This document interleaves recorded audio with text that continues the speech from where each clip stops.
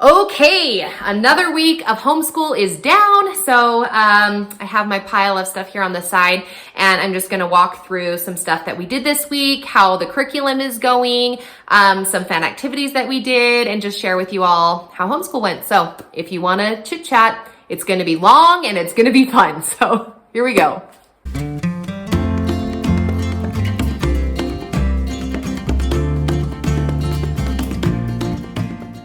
All right, so if you guys have been watching my homeschool life videos thus far, you know that with 3 kids and all of the way that I've organized school, it takes me a little bit and I get kind of chatty. So as a disclaimer, either get cozy or get something fun to drink or pour out your laundry and let's get chatting. Something that I failed to mention in my organization video, I posted that I guess it was last week. I wanted to share with you guys this is the basket. So I have this here to just kind of pull through. And this is the basket that I put all of my family, school, and unit study resources in so that it's just an easy, quick grab. I have like a little, you can't really see, but this is just a jar. I've got some pencils and my highlighters are in there. When I highlight my lesson plan, I want to have a quick grab. So I have my highlighting stuff in there. And then our science books, the Prairie Primer. This is the children's illustrated Bible that goes with our character studies. So anyway, lots of just kind of stuff. So here we go. Let me get chatting with you. First and foremost, so we started a new character study this month or this week. Our character studies are lasting about 4 weeks, I have found. And so we started with meekness this week. And what I did is I felt like the curriculum didn't really explain what meekness was very clearly. And so in my preparing for it, I found an amazing sermon, for a good like universal word, or a talk that was given by an ecclesiastical leader. His name is David A. Bednar, and the talk is called Meek and Lowly of Heart, if you want to look it up. And so he explains it as meekness being righteous responsiveness, willing submissiveness, and a strong self-restraint. And so I took those 3 components, and that's what we are building our lessons around. So this week we worked on righteous responsiveness. And in the talk, he gives several scripture examples. So in lesson 1, we learned about the rich man, which comes from the Bible. And when I read it, then I would pull out our children's Bible, the illustrated Bible. This is a new resource that I just barely got this year. So it's new for the kids, it's new for me. And I just turned to the correct page and we read it. You can just see they're really cute illustrated stories. And anyway, so this was a fun resource. So we read that. It also has a story of Amulek. And we just talked about righteous responsiveness. And then I had a bunch of other stuff, but we didn't really get to a lot of it. But we played this application game where a little later in the week. Anyway, and so we just talked about I would give them a scenario and then they would give me the righteous response that would come. And if it was a negative scenario, then we would talk about that. So it's you've been asked to work at a service project over the weekend. What would be a righteous response for that? So anyway, that's what we did to kind of introduce meekness. Now, I had other plans to do kind of an art project around it, and we didn't get to that. So I hope to do that in this coming week. But I wanted to share that additional resource for that. So for science this year, we did plants. Let me show you what I did it from. So this is a curriculum that I got off of Teachers Pay Teachers when my son was in 2nd grade. It is a 2nd grade science. And as you know, I do not have a 2nd grader, but I talked about this in my science curriculum video that I did several weeks ago, if you watched it, that you repeat a lot of these same types of subject matters or topics within science. And so we decided to do plants. We did habitats for the first 2 weeks or 3 or whatever, and now we're into plants. And my son did it last year, but my 2 younger kids haven't. So we're just doing it all, and it's lots of fun. So we talked about what plants need, and we made mobiles. Is that how you say it? Mobiles? Anyway, we made these fun things. This came a part of the curriculum, so I didn't create it by myself. But each of these ones is the 4 things, and then on the back, My kids drew pictures. My fourth grader was really thorough in it. I also had my fourth grader fill out the notebook, which I thought was right here, but it's not. But he filled out the notebook. So he like wrote, what are the 4 things in full complete sentences? And I even integrated a little bit of his English study. I'm pointing to this poster back here because it was some of the sentence work that we did in our previous unit of English. But anyway, so I kind of like expanded it for my fourth grader and then leveled it down and down until my preschooler. And by the end of the week, my kids knew what the 4 things were. And then we started, although we didn't actually finish, we talked about what the scientific process was, which was kind of a great introduction to that. I think that I've talked about it with my fourth grader a lot, but my 2 younger ones, I just kind of made it a little bit more specific. And we had a poster that we talked about. It looks like this. It came with the curriculum. So we just, went over all of these 6 steps. And then we set up for our science project or our observation. And we're going to have 5 plants. The first one gets everything. And then you kind of take away at the end. And then you watch the plant grow for a week or 2 or whatever. But then I didn't have the seeds. So I got to go out and get some easy seeds to do that with. But anyway, so that was our science this week. That worked out. It was really easy. And my kids really love anytime that I can integrate an art project into it, then they're super excited about that. We also continued with our state study. So we're doing the Western region states, and I believe that New Mexico may or may not count. It depends on what resource you go to, but we put all of these states, I know you can't see them, but you get the general idea, as our Western region states. And we learned what the states were for the first several weeks. And so this week I had my kids choose a state report. This is my fourth graders. This one was my kindergartners. And then my first grader, she turned hers in here and I didn't grab it. But anyway, I let my kids choose which state they wanted. These brochures are a resource I got off of Teachers Pay Teachers. It was super affordable. I couldn't even tell you who made it, but if I can find it, then I'll put it in the description box below. And they didn't print right, but essentially on the first day, we just colored the pictures. And then on the second day, we did one of each of these pieces. So it has famous citizens, places to see, and fun facts. And this is perfect because it aligned perfectly with what my daughter is doing in her history study. So we're going to translate that into our state next week. Like you live in a state is the chapter. And it was just fun for my other kids to do these. And they even asked at the end, can we do another state next week? So I may or may not do that. I'm not sure. But my next goal is to try to get the kids to memorize one interesting fact about each of the states. So, for example, California has Hollywood and movies are made in Hollywood or Disneyland or the Golden Gate Bridge or Yosemite Park or something like that. Now, California is my home state, so I know a lot about California, but other states I don't really know that much about, like Oregon or Washington or anyway. So we're just going to try to learn something interesting or about each of the states. So that's kind of where that unit is going. All right. The last thing that I can share is Little House in the Big Woods. We did not read as much as I wanted to, and I will share in the upcoming video what specifically we did, but kind of a quick overview as we just talked about how Christmas is different then and now, and we talked about how Sundays are worshiped differently between then and now, us and them, that sort of thing. It was a lot of comparisons this week, so that was kind of fun to reiterate that on different themes. So, all right, that is that. Oh, and I did read out of this book too. I was going to show you that. This is for our science unit.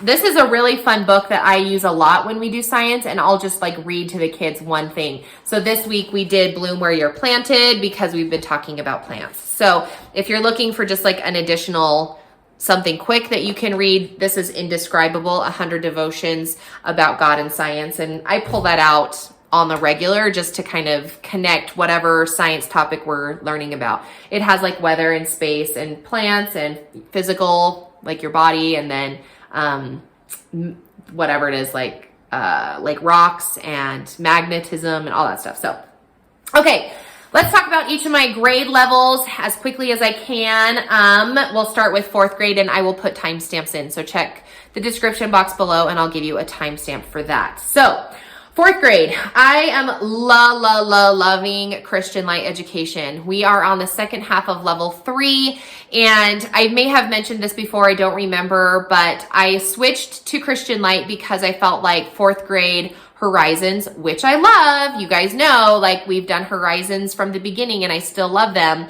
But I just decided to take a step back because Horizons is a fast-paced curriculum, and I felt like I didn't need to be jumping into fractions and dividing fractions and all this stuff. And I just knew it was coming. So I was like, let's just not do that right now. But it's going really great. Coming up, I am making a very slight pause slash switch for my 4th grader in that I'm going to be taking his books away and we are going to be spending those 10 or 15 minutes strictly on multiplication facts.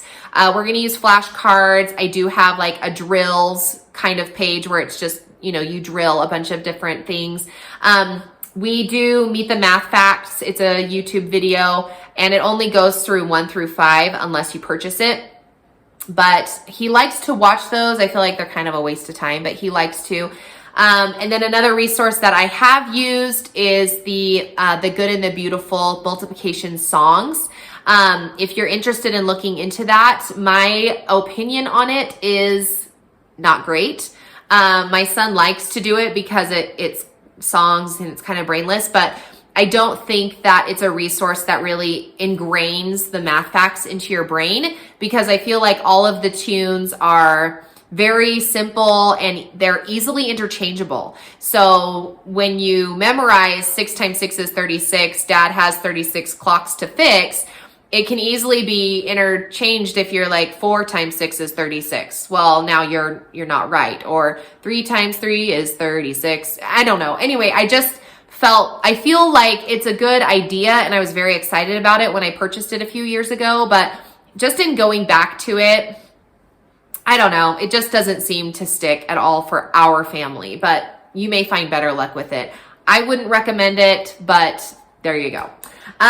Okay, number 2. Oh, I love Abeka. Okay, we're doing Abeka Language Arts and it has just been the best. I feel like their language makes it so approachable, because when I first started homeschooling, I didn't know the first thing about what to teach for English. And I think a lot of homeschoolers may feel that way, where they're like, I don't even know like what the subject of English encompasses between grammar and reading and spelling and, you know, anyway, all the things, phonics and letters and sounds. It's just overwhelming. And so I love Abeka. We're doing 4th grade. It's language 1 is what the book is. And we started unit 2, which is commas. We did sentences before. And so I'm going to do this kind of thing again in the coming weeks to kind of just wrap up our commas and quotations. It's kind of a punctuation-ish unit, but I love it. I highly recommend it.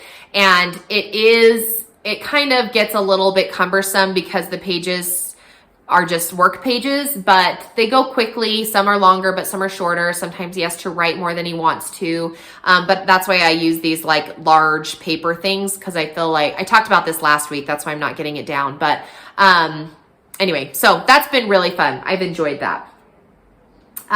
Spelling. All right, I'll talk about spelling for one hot minute.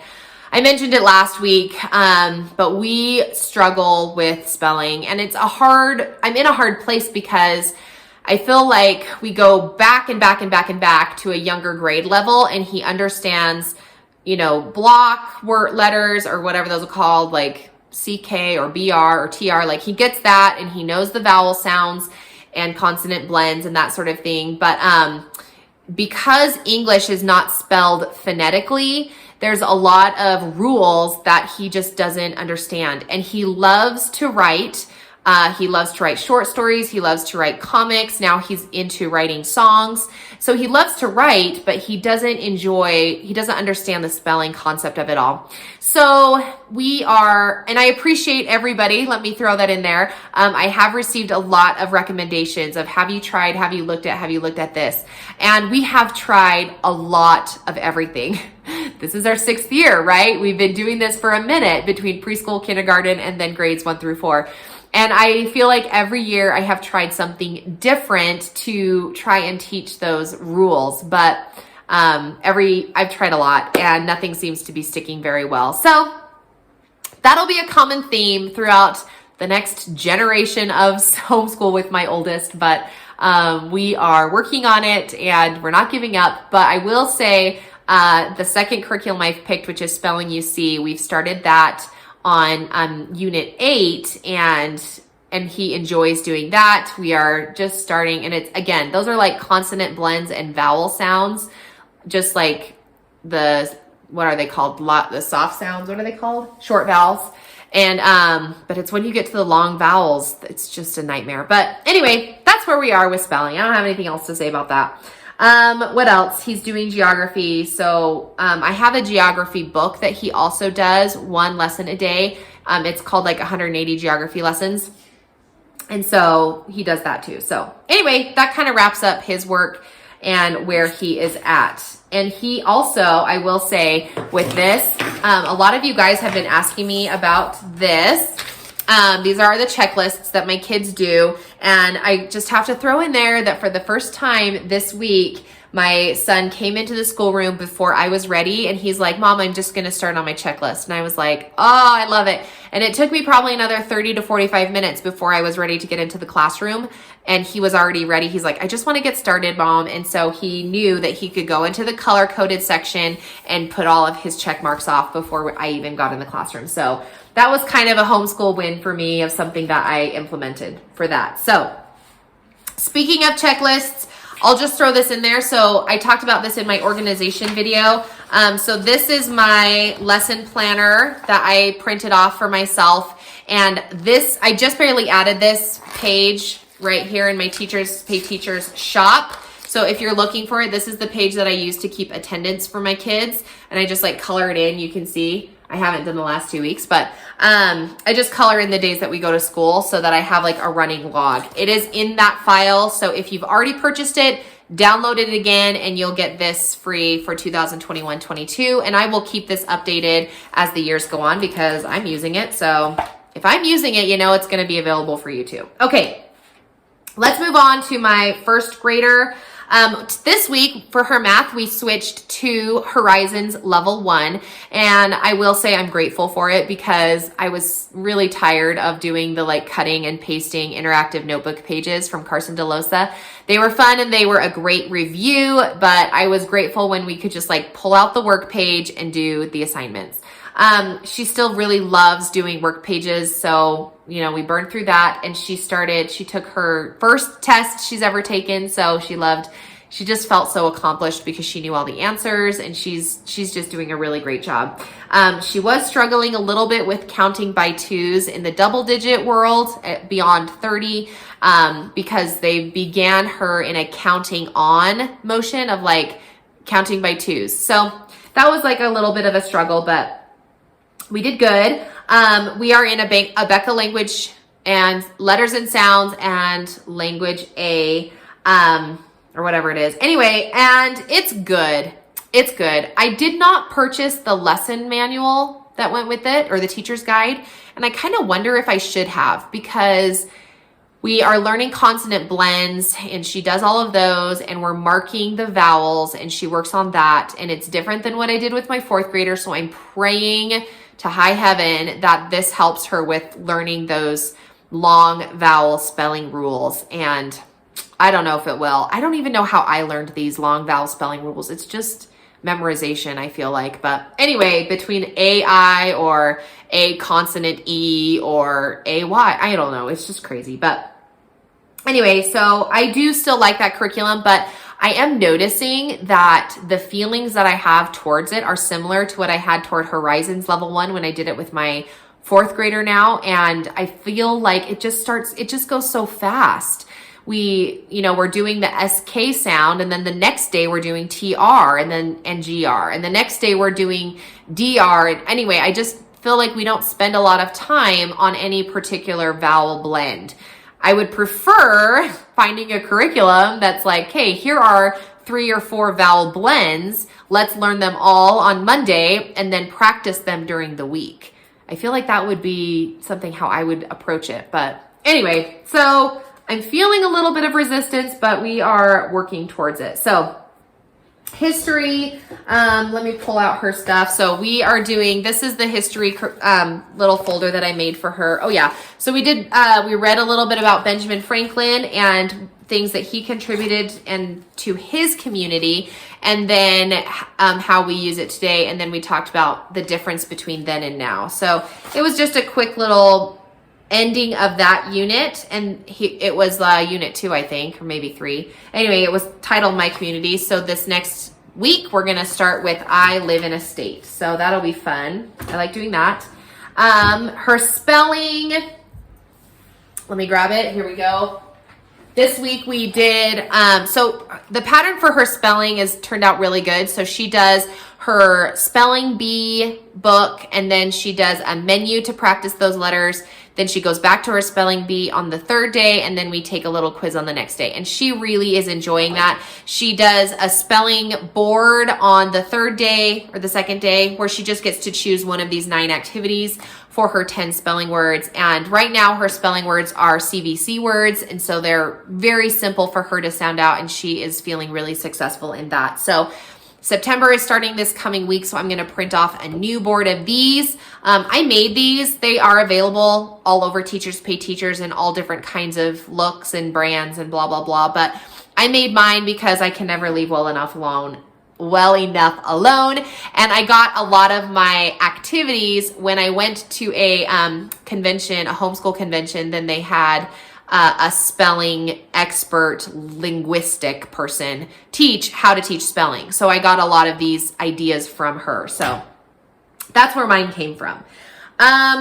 Everything else, I don't really have a lot to say. She's doing her reading with Evan Moore. She loves that. So that's really fun. And again, as I mentioned when I talked about that curriculum, I think it's just called Reading. It's a Skill Sharpener's book from Evan Moore. When I was talking about it, I really love that it integrates, it has stories or poem, and some weeks are poems, and some weeks are like a short story or not a short story, but like a fairy tale. So anyways, it just has a really good flow of all different things, and the activities are fun, and it's quick, so she doesn't get overwhelmed or bored. So she loves that.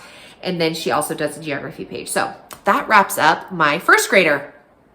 Now for my preschooler, let me run and grab a couple of things for him. Okay, so for my preschooler, my main focus for him right now is his letter sounds.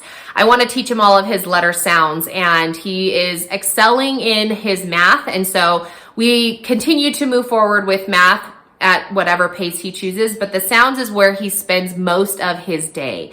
So something that I integrated this week, which was kind of fun. So I made these little like sound card pictures, and then I laminated them.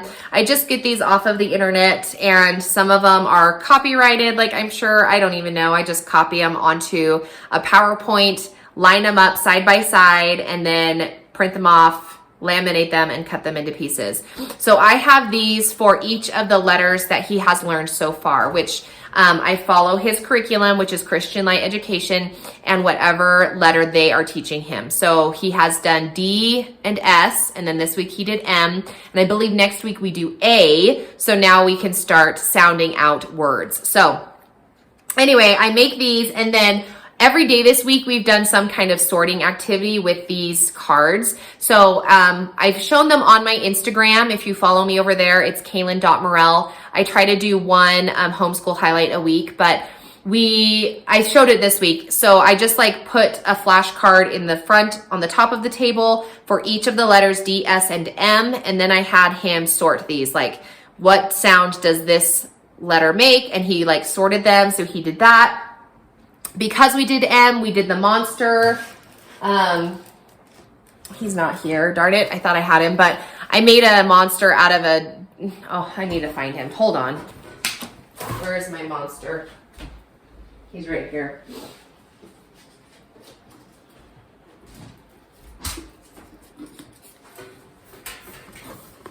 Okay. I promise I'm not going to keep getting up. So this is my one-eyed monster. His eye just fell off. But I showed this in a video many, many moons ago. I made these and I only have one remaining because when we moved, I got rid of some. But anyway, it's fun to have more than one because then you can have one monster that wants to eat one sound or one number and then another monster that eats a different sound, and you can separate them that way. And anyway, so it's just a little, this is a, what is this? A dishwasher pod case, obviously empty. And then I just hot glued, this is like quilting fabric. I just hot glued it all the way around the top and like made it into like random teeth. And then I hot glued, this is how I cut it. So it looks like a light bulb. And then I painted this on there. And then I hot glued it on with it, which it came off, but it's old. Anyway, and then when the animal eats your thing, you say like, oh, I'm hungry for the letter M something or other, right? And you can like top it right here. I put this in, this is in another video, but anyway, so you can kind of see right here, I just hot glued, I just like rolled it up and then I hot glued it right on the hinge so it doesn't close all the way. Anyway, so then you can like tap it with your finger and he eats, and then the kids will feed the monster whatever you want him to eat. Okay, so that was a side little tangent about that, but we fed the monster, we sorted, we did a like write the room where I would have him walk around the room and find the letter and then fill it in on his chart. Again, we only have 3 letters right now that we're working with. So it's not a very long activity. It's not like I'm writing the whole alphabet. And then I had these cards too. We had those around the room, or we would hop, across the floor, just anything that we could do to make those sounds as frequently as possible. I also made these books a season ago. These are in my Teachers Pay Teacher shop. I print it off every week for him and he knows to just grab it. And these have been great because when I've been busy with another one of my kiddos, then he knows pretty much how to just do this on his own and he writes it. He even knows now that all of these poems that I have created are essentially the same. It's the word, and then see the, and then the word. So this particular one is milk. Milk, milk, see the milk. Or if it's see, cat, cat, see the cat. Dog, dog, see the dog, or whatever, right? For every word. And so he didn't color this, but typically I would have him color this, and then we practice the M's. He does the do-a-dots. He loves those. He does a great job filling all of those out. So he does usually 1 or 2 pages of this a day, and I just throw this in his drawer along with his interactive notebook page. So as he's waiting for me to do his notebook page with him, then he'll do that. So this is the interactive notebook. We did letter M's this week. So we found the M, then we made, all of these words that have M. So crazy. There we go. He colors that and then draw something that starts with M. And I wrote on the bottom what he drew just because as time goes and I have all my kids' books, it's fun to see their creativity. So anyway, that's that. And then we're still doing this, of course, but this week coming up, now that we have finished the month, you'll see we've got all the way to the end of the week. I get to switch out his new calendar, and then I'm going to have his, at the back of it here, behind this little like paper divider thing that I threw in there, I'm going to have skills pages for September. And since coming up this week, we're going to have September, he will have a little added thing for that. So, but he loves that. And so that's going good. I guess that's it. Oh, I will mention the curriculum that I picked for him is Christian Light Education. And I love it. It's fantastic. He would burn through those books if I let him. He loves just doing page after page after page. So I really do have to be nearby and kind of direct him. Otherwise he'll just burn through the pages. So, so there's that, but I think that's it. Huzzah! We finished today. We finished this week. If you are curious about Little House in the Big Woods, I post those videos on Fridays. So if you want to know what I did with that, then you can watch those videos. And thank you so much for watching this week. Stay tuned because our side of the mountain has always got something fancy going on. So thanks so much for watching, guys, and we'll catch you in another one.